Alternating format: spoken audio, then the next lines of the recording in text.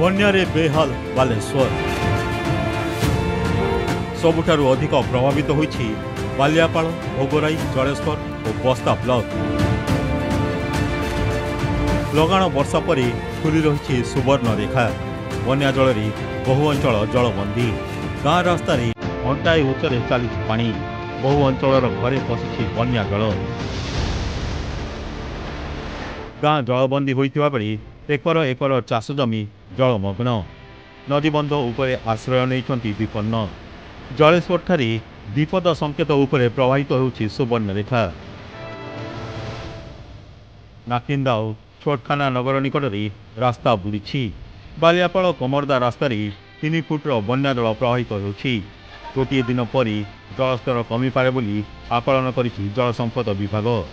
ରାତି 12ଟା ପରେ ଜଳ ବଢ଼ିଗଲା, 1.5 ଫୁଟ ଜଳ ବଢ଼ିଛି। ଆଉ ସେଥିପାଇଁ ଆମେ ଆଶ୍ରୟ ନେଇଛୁ। ସ୍କୁଲ ଆଜ୍ଞା 3 କିଲୋମିଟର ଦୂର ସ୍କୁଲ ବି ବୁଡ଼ି ଯାଇଛି। ସେଠି ଯିବା କେମିତି? ଆଉ ତେଣୁ ଏଇ ବନ୍ଧରେ ଉଞ୍ଚା ଉଞ୍ଚା ଜାଗାରେ ଅଛି। ଆଉ ଆମେ ରାସ୍ତା ଉପରେ ଅଛୁ। ମାନେ କାଲି ହଠାତ୍ 5ଟା 5:30 ସମୟରୁ ଯେଉଁ ଜୁଆର ଆସିଲା ସେଇଥିରେ ଆମର ବନ୍ୟା ପାଣି ବଢ଼ିଛି ଏବଂ ବଢ଼ିବା ଯୋଗୁଁ ଆମେ ଚୁଲି ମୁଣ୍ଡ ଏବଂ ଘର ବି ବୁଡ଼ିଛି। ତେଣୁ ଗୋରୁ ଘରୁ ଛାଡ଼ିକି ଆମେ ଆଉ ସ୍କୁଲକୁ ନ ଯାଇକି ଆମେ ଆସିକି ପିଲା ଛୁଆକୁ ନେଇକି ବନ୍ଧ ଉପରେ ଅଛୁ। ସୁବର୍ଣ୍ଣରେଖାର ରାଜଘାଟ ଠାରେ ଆମର ଯେତେବେଳେ ବିପଦ ସଂକେତ 10.36 ବର୍ତ୍ତମାନ 11.6 ମିଟରରେ ପ୍ରବାହିତ ହେଉଛି।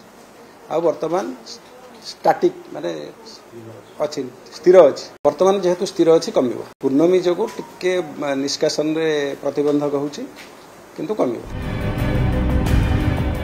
ଆକାଶ ମାର୍ଗରୁ ବନ୍ୟା ପ୍ରଭାବିତ ବାଲିଆପାଳ ଓ ଭୋଗରାଇ ପ୍ରଭାବିତ ଅଞ୍ଚଳ ପରିଦର୍ଶନ କରିଛନ୍ତି ମୁଖ୍ୟମନ୍ତ୍ରୀ ମୋହନ ମାଝୀ।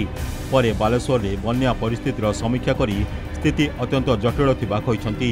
ବ୍ୟାପକ କ୍ଷତିଗ୍ରସ୍ତ ହେବାର ବହୁ ଆଶଙ୍କା ରହିଛି। 6ଟି ବ୍ଲକର ପ୍ରାୟ 8,000 ହେକ୍ଟର ଚାଷଜମି ବନ୍ୟା ଘେରରେ ରହିଛି। ତଳିଆ ଅଞ୍ଚଳରେ 2,000 ଲୋକଙ୍କୁ ସୁରକ୍ଷିତ ଆଶ୍ରୟସ୍ଥଳକୁ ସ୍ଥାନାନ୍ତର କରାଯାଇଛି।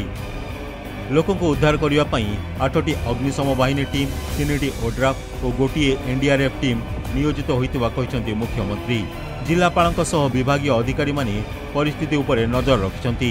ବନ୍ୟାରେ 0 କ୍ୟାଜୁଆଲିଟି ରହିଥିବା ସେ କହିଛନ୍ତି। ସେପଟେ ବାଲେଶ୍ୱର ବନ୍ୟା ସ୍ଥିତି ସମୀକ୍ଷା କରିଛନ୍ତି ଉନ୍ନୟନ କମିଶନର ତଥା ଜଳସମ୍ପଦ ସଚିବ ଅନୁପ ଗର୍ଗ। ସ୍ଥିତି ନିୟନ୍ତ୍ରଣାଧୀନ ରହିଥିଲେ ମଧ୍ୟ ସମସ୍ତ ବିଭାଗୀୟ ଯନ୍ତ୍ରୀ ଓ ଅଧିକାରୀଙ୍କୁ ସଜାଗ ରହିବାକୁ ସେ ନିର୍ଦ୍ଦେଶ ଦେଇଛନ୍ତି। ବନ୍ୟାରେ 0 କାଜୁଆଲିଟି ଅଛି। ସମସ୍ତ ପ୍ରକାରର ସତର୍କତା ଅବଲମ୍ବନ କରାଯାଉଛି।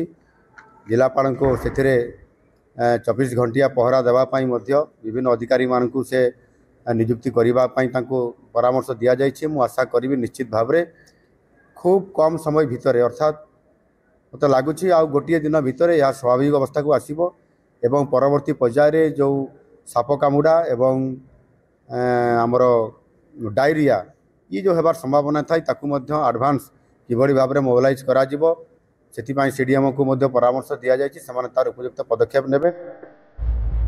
गभीर अवपात प्रभाव में उत्तर ओडिशा रे 2 दिन धरी जारी रहिथिला लगाण वर्षा फल सुबर्णरेखा जलका आदि नदी में बन्या आसीथिला। पूर्णिमा थिबारु बन्या जल निष्कासित होबारे विलंबित हेउथबा कुहाଯାଉଛି। भुवनेश्वर राधागोविंद दास, बालेश्वर आशुतोष मल्लिक, भुवनेश्वर अरुंधती मल्लिक रिपोर्ट, कलिंग टीवी।